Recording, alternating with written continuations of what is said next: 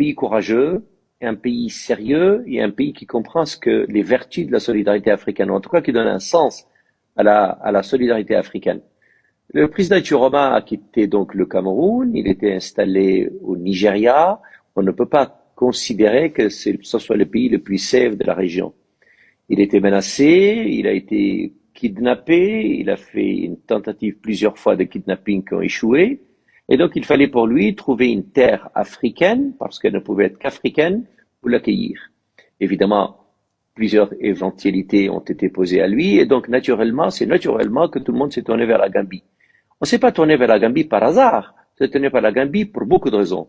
D'abord, c'est une belle terre africaine, qui considère l'ensemble, qui est en tout cas important pour l'ensemble du continent africain. Et puis c'est une terre africaine dirigée par le président Barrow, qui lui-même a vécu pendant très longtemps un exil forcé, une présidentielle confisquée. Il a prêté serment en exil à l'étranger et il est venu diriger son pays, qui était lui-même confisqué pendant très longtemps par une dictature, sans doute l'une des moins gentilles du continent africain. Et donc, il était normal que le président Barrow, lui aussi, comprenne ce que c'est la solidarité africaine, donne un sens à son propre engagement, son parcours et sa vie. Il ne s'agit pas pour lui, et bien entendu, ni de déclarer une hostilité ou des hostilités au gouvernement camerounais. Il ne s'agit pas pour lui non plus de dire au président Chiroma, venez, mon territoire est un territoire hostile au Cameroun, mais il s'agit pour lui d'avoir un sens de la solidarité, probablement à l'expression de celle-ci à l'endroit du peuple camerounais qui, somme toute, est le plus important aux yeux de tout le monde. Et donc, Issa Chiroma Bakary est venu s'installer dans cette terre africaine pour une raison déjà principale, c'est il est en sécurité, sa vie n'est plus du tout en danger, et le gouvernement gambien prend cela au sérieux et lui donne toute la protection dont il a besoin. Alors, le communiqué du gouvernement gambien dit, et je le cite, que le gouvernement gambien réaffirme son engagement en faveur de la souveraineté et de l'intégrité territoriale de tous les États membres de l'Union africaine, ainsi que le principe selon lequel la Gambie ne sera pas utilisée comme base d'activités subversives contre quelque État que ce soit. Est-ce que c'est une manière de mettre en garde Issa Chiroma, ou alors de rassurer un tant soit peu le pouvoir des Yaoundé? Plutôt la dernière, parce que quand on parle d'intégrité territoriale, il ne s'agit pas pour le président Chiroma ni de déclarer sécession dans son pays, ni de revendiquer une quelconque menace pour l'intégrité de son pays, l'intégrité en tout cas territoriale de son pays. Et donc le président Chiroma a été élu, il a été élu par le peuple camerounais et il est venu s'installer dans une terre africaine, d'abord pour sa sécurité, puis pour mener une vie d'acteur politique élu en attendant de récupérer le pouvoir qui est le sien. Et donc il est normal que le gouvernement gambien rassure le Cameroun de façon générale, en considérant qu'il est hors de question que son territoire soit utilisé pour un quelconque acte subversif à l'endroit ou en tout cas à l'encontre du Cameroun, ce qui est de toute façon pas l'intention du président Chiroma. Mais le président Chiroma est libre de son activité, de ses mouvements, de sa vie, celle d'un président élu, d'un homme politique, d'un homme d'État qui vit normalement et naturellement dans un pays qui lui a accordé la sécurité dont il a besoin. Alors, le même communiqué semble considérer comme souhaitable les négociations entre le pouvoir de fait à Yaoundé et celui que de nombreux observateurs considèrent comme le vrai vainqueur du scrutin. Et je lis, à propos de Chiroma, il est accueilli temporairement en Gambie pour des raisons purement humanitaires, dans l'esprit de solidarité africaine, on l'a dit, et afin d'assurer sa sécurité pendant que se poursuivent les discussions visant à trouver une résolution pacifique et diplomatique aux tensions post-électorales du Cameroun. Le communiqué mentionne également une coordination avec le Nigeria. Est-ce que Issa Chiroma est partant pour une négociation diplomatique? Et est-ce que Yaoundé a envoyé des signaux dans ce sens? Parce que vu de loin, on ne dirait pas. Alors, je ne peux naturellement pas trahir un secret dont je ne dispose pas, mais le président Chiroma a été très clair dans sa dernière interview sur ce sujet-là.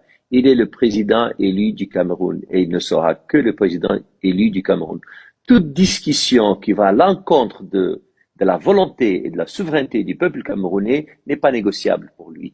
Et donc, S'il s'agit de négocier, c'est un homme d'ouverture, de dialogue, et il est toujours prêt à négocier. S'il s'agit de capituler et de considérer que l'élection qui lui a été confisquée doit continuer à être confisquée, ne comptez pas sur lui pour négocier ce genre de situation. En revanche, lisez sur le communiqué deux choses importantes. Un, la situation est temporaire, mais évidemment qu'elle est temporaire, parce que le président Chiroma a l'intention de retourner dans son pays, récupérer le pouvoir pour lequel il a été choisi par le peuple camerounais.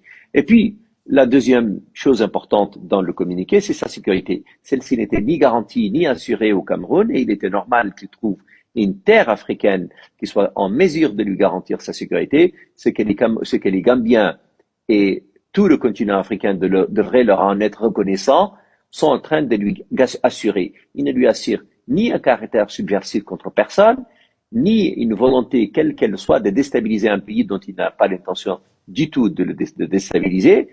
Il faut se rappeler que le président Chiroma a été élu pour mettre ce pays en marche, pour le sortir de la léthargie et des malheurs dans lesquels il est, et donc il ne s'agit pas pour lui ni de lui créer une guerre civile, ni une quelconque situation qui soit à l'encontre des intérêts des Camerounais. Non, il est le président élu du pays et il a l'intention de retrouver son pouvoir pour lequel les Camerounais l'ont choisi. Et donc une négociation qui ne va pas à l'endroit de cette situation ne l'intéresse pas.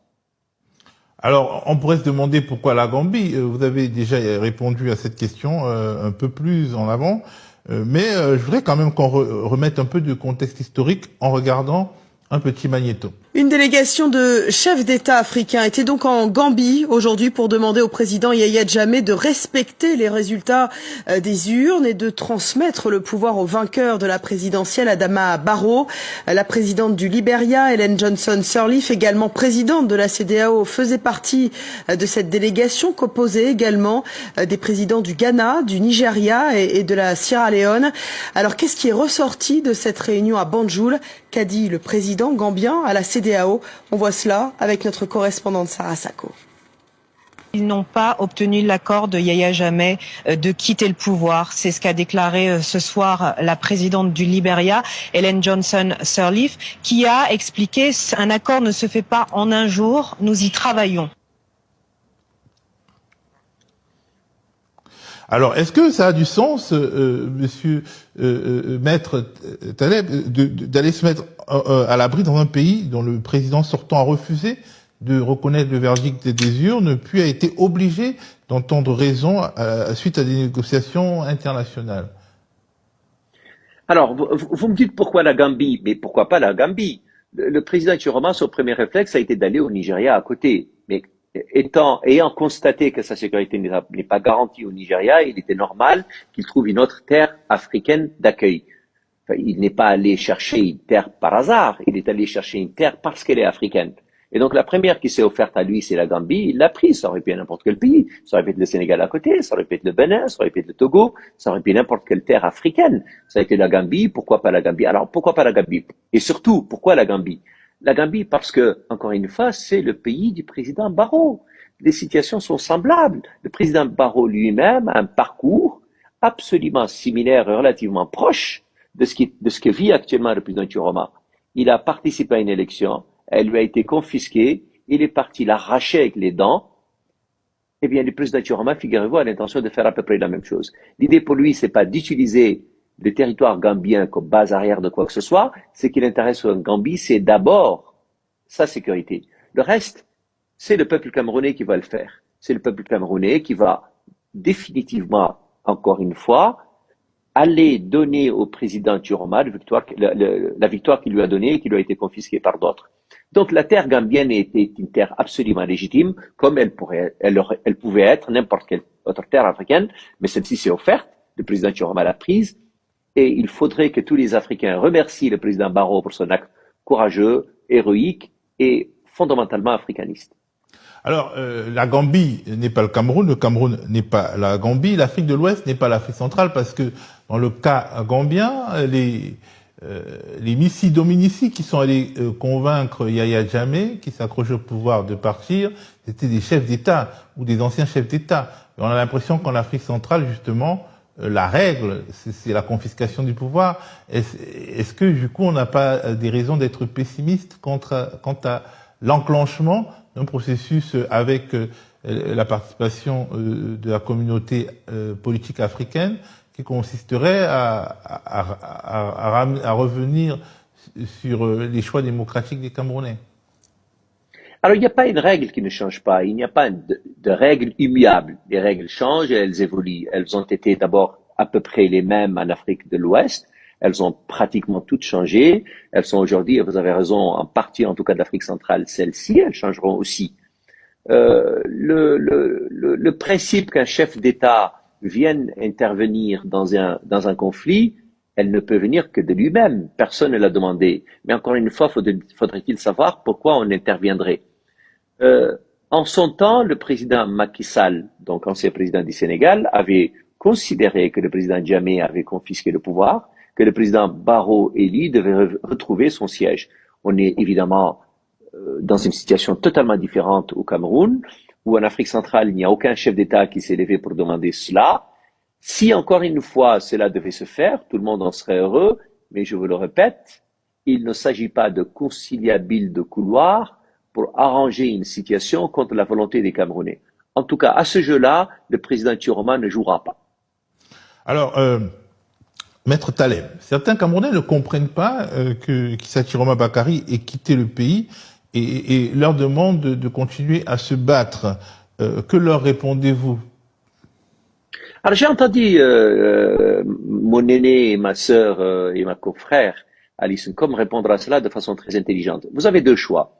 Soit il accepte de se faire arrêter, museler, probablement torturer, peut-être même tuer. Et auquel cas, la victoire qu'il incarne, l'espérance qu'il incarne, seront déçus tout de suite et probablement tués dans l'œuf. Soit alors il se met en sécurité parce qu'il n'y a aucune raison qu'il vienne dire aux gens, venez, faites de moi ce que vous voulez. Au passage, mettez fin au combat qui est le mien et puis après on passe à autre chose. Non, le choix pour lui a été de dire, je me mets en sécurité, je continue le combat qui est le mien et surtout, je m'attelle pour que le mandat qui m'a été donné par les Camerounais soit retrouvé et que surtout l'espoir dont le Cameroun a besoin soit garanti. Il est garanti. Non pas que sa vie soit plus importante que les autres, mais sa vie incarne aussi celle du choix des Camerounais.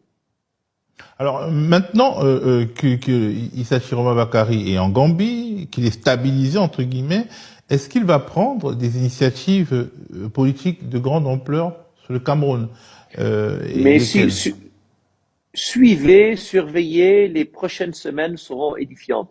Le président Bakary avait besoin d'abord de se mettre en sécurité, c'est aujourd'hui le cas. Il continue le combat politique, encore une fois, non pas pour utiliser les bases arrières du territoire gambien dans une quelconque action de déstabilisation autre que politique, mais il se donnera évidemment les moyens de ne pas décevoir l'espoir des Camerounais et de se battre pour que la vérité des urnes triomphe. Donc les prochaines semaines, les prochains mois vont être édifiantes. Je n'ai pas de secret à trahir, je ne peux pas anticiper ce que le président annoncera lui-même, mais il le fera lui-même très vite, en temps et en heure. Merci beaucoup.